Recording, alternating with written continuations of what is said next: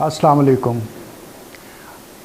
अगर आप एक नशिस्त में जानना चाहते हैं कि कायद आज़म रहमतुल्लाह अलैह का तसव्वुर पाकिस्तान क्या था, तो इदारा-ए नज़रिया पाकिस्तान के ज़ेर एहतमाम शाया होने वाली इसी उन्वान से कि कायद आज़म का तसव्वुर पाकिस्तान, जिसे डॉक्टर सरफराज हुसैन मिर्ज़ा ने तहरीर किया, उसका ज़रूर मुतालिया कीजिए, क्योंकि पाकिस्तान के क़याम के हवाले से और पाकिस्तान के क़याम के बाद बहुत इस हवाले से गुफ्तगू हुई और अनफॉर्चुनेटली आज तक ये सारी गुफ्तगू हो रही है और लोग बार बार सवाल उठाते हैं कि पाकिस्तान जो बना, कायद आज़म का क्या तसव्वुर था और क्या पाकिस्तान उन तसव्वुरात के ऐन मुताबिक है। तो उसके लिए ज़रूरी है कि हम कायद रहमतुल्लाह अलैह यानी कायद आज़म रहमतुल्लाह अलैह के तसव्वुर पाकिस्तान पर एक नज़र डालें।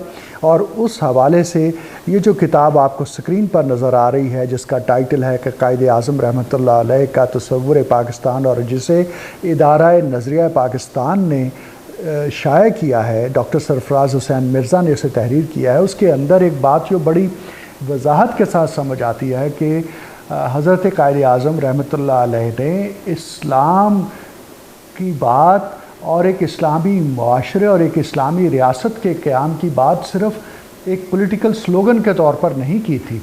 और उसकी वजाहत कुछ यूँ मिलती है कि उन्होंने मुख्तलिफ़ मौक़े पर अमेरिका के मीडिया से बात की, ऑस्ट्रेलिया के मीडिया से बात की, और गैर मुल्की नामा नगार रॉयटर्स से बात की, गैर मुल्की नामा निगारों से बात की।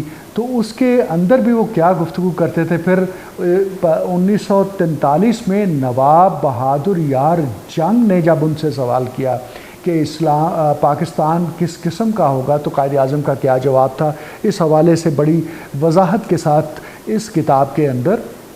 इस किताबचे के अंदर ये मालूमात मौजूद हैं। तलबा से ख़िताब हो और उनके हवाले से इसी तरह से 11 अगस्त की जो तकरीर है उसके में जो कॉन्सेप्ट दिया गया था। मैं आपको एक छोटी सी बात सिर्फ बताऊंगा कि गैर मुल्की नामा निगारों ने पाकिस्तान बनने के बाद कायद आज़म रहमतुल्लाह अलैह से मुलाकात की, उनका इंटरव्यू किया, प्रेस कॉन्फ्रेंस के अंदर सवालात किए कि क्या पाकिस्तान में निज़ाम इलाहिया होगा।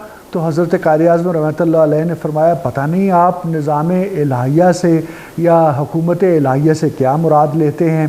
तो एक सहाफ़ी ने कहा, इसका हमारे नज़दीक मुराद ये है कि इस्लाम के अलावा किसी और मज़हब को यहाँ पर पनपने की, किसी और मज़हब के लोगों को यहाँ पर रहने की इजाज़त नहीं होगी। इस पर कायद आज़म ने कहा कि अब तक मैंने आप लोगों से जितनी गुफ्तगू की है, मुझे लगता है कि मैंने बतख की पीठ पर पानी फेंका है। तो जिस पर एक बहुत बड़ा कहा लगा। फिर एक और सहाफ़ी ने कहा कि सर, इससे हम ये मुराद लेते हैं कि यहाँ पर सिर्फ़ मौलवियों की हुकूमत होगी और मौलवी जो निज़ाम चाहेंगे वैसा ही निज़ाम होगा। इस पर कायद आज़म ने कहा कि अच्छा, हिंदुस्तान के अंदर जो पंडितों की हुकूमत है या जिसे पंडित चलाएंगे, क्या आप उस हुकूमत को क्या कहेंगे।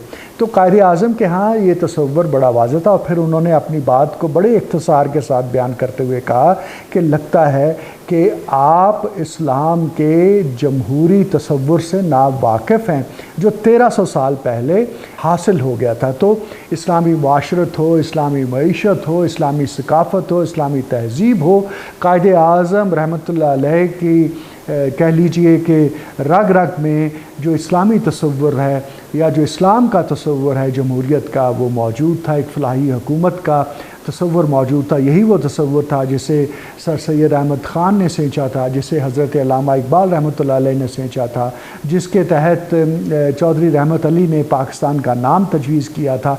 तो ये जो किताब है, जिसका उन्वान है कि हज़रत कायद आज़म रहमतुल्लाह अलैह का तसव्वुर पाकिस्तान, इस एतबार से बड़ी कारआमद और ख़ासे की चीज़ है जो आपको हज़रत कायद के तसव्वुर पाकिस्तान के हवाले से एक नशिस्त में भरपूर और मुकम्मल मालूमात दी जाती है। और इस किताबचे के आखिर में हवाला जात भी दिए गए हैं ताकि वो मुस्तनद हवाले जिनका तज़किरा किताब के अंदर है उनकी तौसीक हो सके। आप मौका मिले तो ये किताब ज़रूर पढ़िए। शुक्रिया।